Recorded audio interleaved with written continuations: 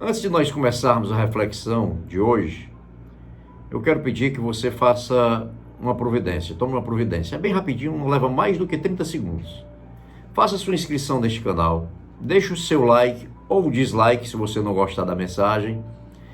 Compartilhe essa mensagem com alguém e faça o seu comentário abaixo. Faça um comentário, quer seja positivo, quer seja negativo, não importa, faça o seu comentário. Por que isso é importante? Porque quando você faz isso, o YouTube entende que esse vídeo deve ser compartilhado com mais pessoas. E mais pessoas necessitam ouvir essa mensagem. Não sou só eu e você. Muitos necessitam disso. Então faça isso agora. Inscreva-se, dê o seu like e após o vídeo você vai compartilhar e deixar o seu comentário. Acompanhe comigo a leitura do Salmo 55, escrito por Davi. Nós vamos ler os versículos 4 a 8, depois leremos os versículos 16 a 18 e por fim o versículo 22. Não vai dar para ler o Salmo todo, o Salmo é extenso. Mas eu creio que Deus vai falar conosco através dessa leitura. Então o salmista, ele se encontrava numa situação de extrema agonia. E ele escreve esse salmo, e ele começa no versículo 4, ele diz assim: dentro do peito, meu coração acelera. O terror da morte se apodera de mim. Sou tomado de medo e pânico, e não consigo parar de tremer. Quem dera eu tivesse asas como a pomba, voaria para longe e encontraria descanso. Sim, fugiria para bem longe, para o sossego do deserto. Sim, eu me apressaria em escapar para um lugar distante do vendaval e da tempestade. Versículo 16 ao 18. Eu, porém, invocarei a Deus, e o Senhor me livrará. Pela manhã, ao meio-dia e à noite, clamo angustiado, e Ele ouve minha voz. Ele me resgata e me mantém a salvo na batalha, embora muitos ainda estejam contra mim. Versículo 22. Entregue suas aflições ao Senhor, e Ele cuidará de você. Jamais permitirá que o justo tropece e caia. Queridos, eu costumo dizer que eu gosto da palavra de Deus por todos os motivos do mundo. Mas o que eu acho fantástico é que Deus não esconde a falibilidade humana. A Bíblia não apresenta nenhum super-herói. Não tem nenhum homem de Deus, uma mulher de Deus que tenha sido super nada. Todos eram homens sujeitos às mesmas agonias, às mesmas preocupações, às mesmas angústias, tudo que nós somos sujeitos como seres humanos. Todos eles sem exceção. Por exemplo, a Bíblia fala que o profeta Elias era um homem sujeito às mesmas paixões que nós. Essas paixões significam os mesmos sentimentos que nós. Mas a Bíblia diz que ele, apesar de todas as falhas humanas que qualquer um de nós tem, a Bíblia diz que quando ele orou, veja o que está escrito em Tiago, no capítulo 5, nos versículos 17 a 18. Diz assim: Elias era humano como nós. E, no entanto, quando orou insistentemente para que não caísse chuva, não choveu durante 3 anos e meio. Então ele orou outra vez e o céu enviou chuva e a terra começou a produzir as suas colheitas.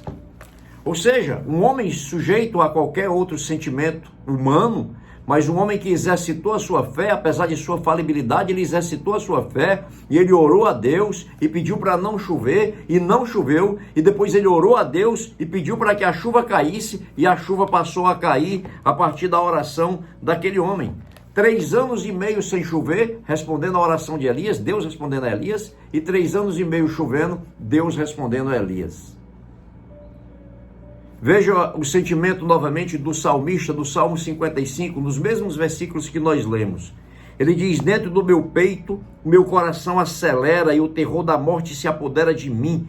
Sou tomado de medo e pânico e não consigo parar de tremer. Olha a situação que esse homem estava, meus queridos.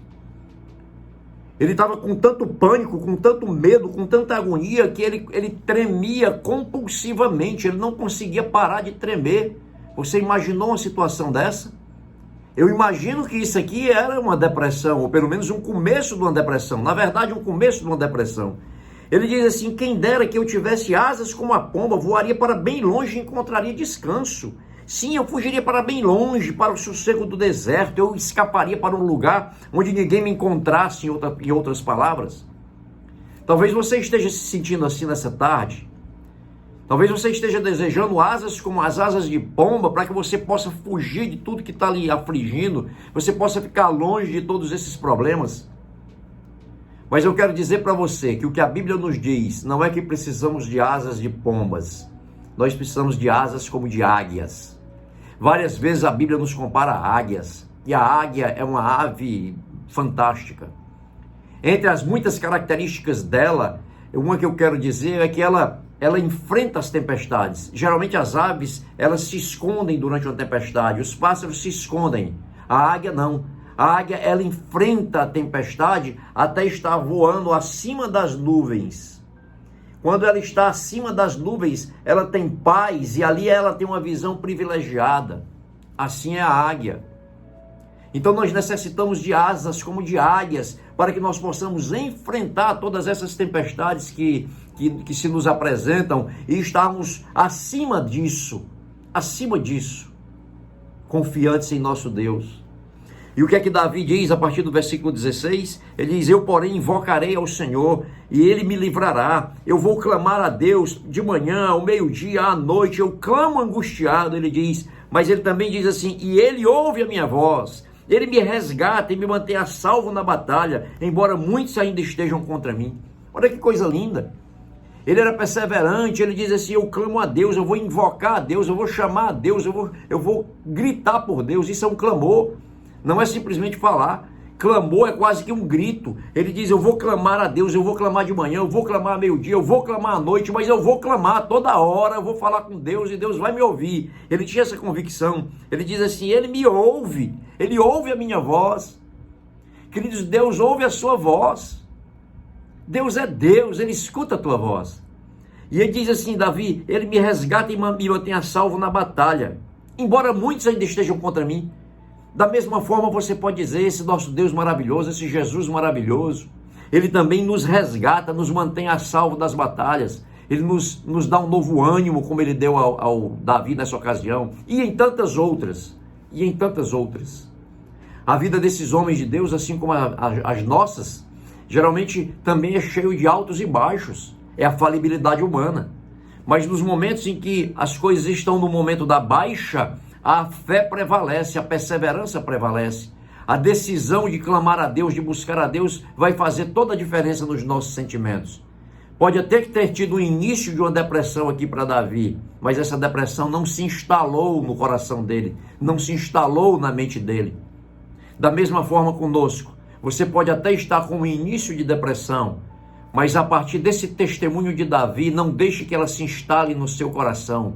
Busque a Deus, clame a Deus com a certeza de que Ele vai te ouvir e que Ele vai te livrar de tudo isso. Faça assim.